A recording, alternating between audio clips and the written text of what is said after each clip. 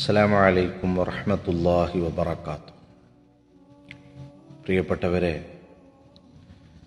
നമുക്കറിയാം, ഒരു വിശ്വാസിയെ സംബന്ധിച്ചിടത്തോളം അവൻ്റെ ജീവിതം എങ്ങനെ ആവണം, എങ്ങനെയൊക്കെ ജീവിക്കണം, ഏതൊക്കെ തരത്തിൽ അവൻ്റെ ജീവിതത്തെ കൊണ്ടു നടക്കണം എന്നുള്ള കാര്യങ്ങൾ വളരെ വ്യക്തമായി ഹബീബ് റസൂലുള്ളാഹി സ്വല്ലല്ലാഹു അലൈഹി വസല്ലമ തങ്ങൾ നമുക്ക് പഠിപ്പിച്ചു തന്നു, കാണിച്ചു തന്നു. എന്നിട്ടും നമ്മൾ പലപ്പോഴും യഥാർത്ഥ പരിശുദ്ധമായ ദീനിൽ നിന്നും വ്യതിചലിക്കുന്ന ഒരു അവസ്ഥ കണ്ടുകൊണ്ടിരിക്കുകയാണ്. എന്താണിതിന് കാരണം? പരിശുദ്ധ ഖുർആൻ അടിക്കടി ചോദിക്കുന്ന ചോദ്യമായിട്ടുള്ള ഒരു വാക്യമാണ് അഫലാ തഅഖിലൂൻ.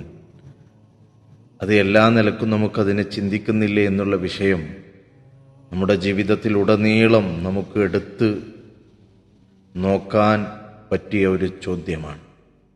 നാം ഓരോരുത്തരും നമ്മുടെ ജീവിതത്തിലേക്ക് നോക്കുക. എങ്ങനെയാണ് നമുക്ക് റബ്ബിലേക്ക് അടുക്കാൻ കഴിയുക? എങ്ങനെയാണ് നമുക്ക് ഈമാനുള്ളവരായി തീരാൻ കഴിയുക? അല്ലാഹു നമ്മുടെ ഖൽബ് തഖ്വയുള്ള ഈമാനുള്ള ഖൽബാക്കി അനുഗ്രഹിക്കട്ടെ.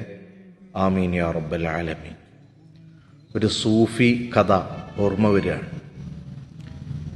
ഒരു പ്രായം ചെന്ന ഒരു മനുഷ്യൻ എപ്പോഴും പള്ളിയിലേക്ക് പോകുമ്പോൾ തൻ്റെ കൊച്ചുമകനെയും കൂട്ടിയിട്ടാണ് പള്ളിയിലേക്ക് പോവാറുള്ളത്. പള്ളിയിലേക്ക് പോയി ഇബാദത്തുകൾ ചെയ്യിപ്പിക്കും, ഖുർആൻ ഓതിപ്പിക്കും, നിസ്കരിപ്പിക്കും.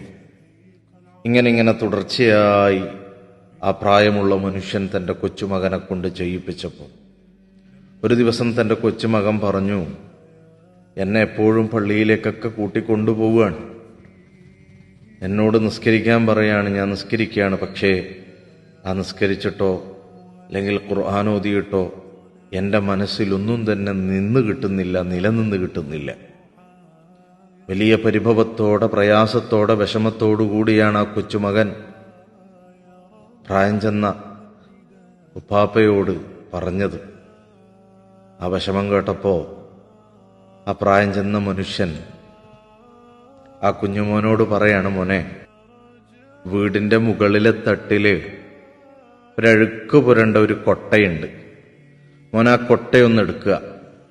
എന്നിട്ട് നമ്മുടെ വീടിനടുത്തുള്ള പുഴയിൽ നിന്നും വുളൂ ചെയ്തതിന് ശേഷം പള്ളിയിലേക്ക് പോകുമ്പോൾ ആ കൊട്ടയിൽ നിറയെ വെള്ളം കോരണം. വെള്ളം മുഴുവനായിട്ട് പള്ളിയിലേക്ക് എത്തിക്കാൻ മകൻ ശ്രമിക്കണം. കൊച്ചുമോനോട് പറഞ്ഞതുപോലെ ആ കൊച്ചുമോൻ ചെയ്തു.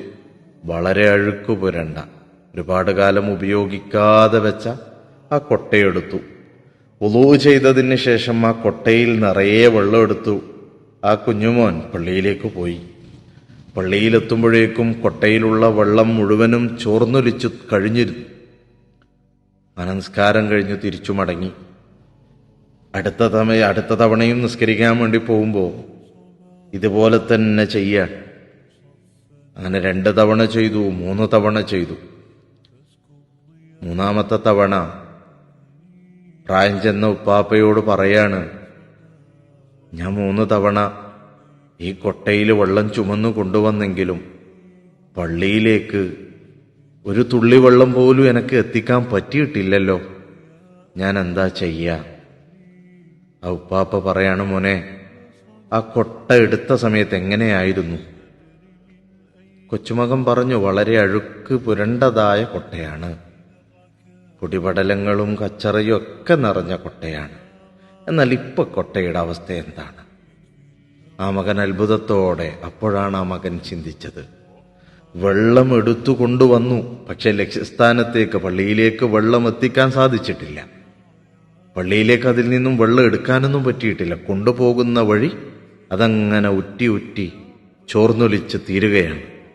അപ്പോൾ പള്ളിയിലേക്ക് വെള്ളം എത്തിയിട്ടില്ല. അതിനു മുമ്പ് തന്നെ അതൊക്കെയും ചോർന്നൊലിച്ചു പോയി. പക്ഷേ 3 തവണ എടുത്തു കൊണ്ടുപോകുമ്പോഴേക്കും അത്രയും അഴുക്കുപുരണ്ട, അത്രയും കച്ചറയുണ്ടായിരുന്ന, പൊടിപടലങ്ങളുണ്ടായിരുന്ന, അഴുക്കുണ്ടായിരുന്ന കൊട്ട വളരെയധികം ഭംഗിയിൽ തിളങ്ങാൻ തുടങ്ങി, വളരെയധികം വൃത്തിയായി. ഇത് കണ്ടപ്പോൾ ആ മകനോട് പറഞ്ഞു, മോനെ, ഇതുപോലെയാണ് നമ്മൾ അള്ളാഹുവിലേക്ക് അടുക്കും തോറും നമ്മുടെ ഖൽബ് അള്ളാഹു ശുദ്ധീകരിച്ചുകൊണ്ടിരിക്കുകയാണ്. നമുക്കത് അനുഭവപ്പെടണമെന്നില്ല, പെടുന്നതിന് നമുക്ക് അനുഭവപ്പെടണമെന്നില്ല. അതിലേക്ക് അനുഭവപ്പെടാനുള്ള മനസ്സിനെ പാകപ്പെടുത്തിയെടുക്കുക എന്നുള്ളതാണ് ഇബാദത്ത് കൊണ്ടുള്ള ലക്ഷ്യം. അള്ളാഹുവിലേക്ക് അടുക്കുക, ആ ഇബാദത്തിൻ്റെ ലദ്ദത്ത് അത് ലഭിക്കും വരെ ആത്മാർത്ഥതയോടുകൂടി അള്ളാഹുവിലേക്ക് അടുക്കുക. അങ്ങനെ അടുത്തു കഴിഞ്ഞാൽ പിന്നീട് ഒരിക്കലും മുറിക്കാൻ പറ്റാത്ത വിധത്തിലുള്ള ബന്ധമായി മാറും അള്ളാഹുവിലേക്ക്. അങ്ങനെ വരുമ്പോൾ ബാങ്ക് കൊടുക്കുന്നത് കേൾക്കുമ്പോൾ അറിഞ്ഞുകൊണ്ട് നിസ്കരിക്കാൻ പോവാതിരിക്കാൻ കഴിയൂല. ഇബാദത്തിന്റെ വിഷയത്തിൽ യാതൊരുവിധ മടിയും ഉണ്ടാവുകയില്ല. അതുപോലെ തന്നെ ഒരാളെയും വേദനിപ്പിക്കാനുള്ള മനസ്സുണ്ടാവില്ല, ഒരാളോടും പണങ്ങി നിൽക്കാൻ കഴിയൂല. കാരണം അവന്റെ ഹൃദയത്തിൽ നന്മയുടെ തുടിപ്പ് നിലനിന്നുകൊണ്ടിരിക്കുകയാണ്. അത്തരത്തിലേക്ക് നമ്മുടെ ഹൃദയത്തെ നാം മാറ്റിയെടുക്കണം. അള്ളാഹു നമുക്ക് തൗഫീഖ് നൽകട്ടെ. അതുകൊണ്ട് ഇബാദത്തിന്റെ വിഷയത്തിൽ നമ്മൾ ആരും മടി കാണിക്കരുത്. അള്ളാഹു നമ്മുടെ ഖൽബ് നന്നാക്കി തരട്ടെ. അസ്സലാമു അലൈക്കും വറഹ്മത്തുള്ളാഹി.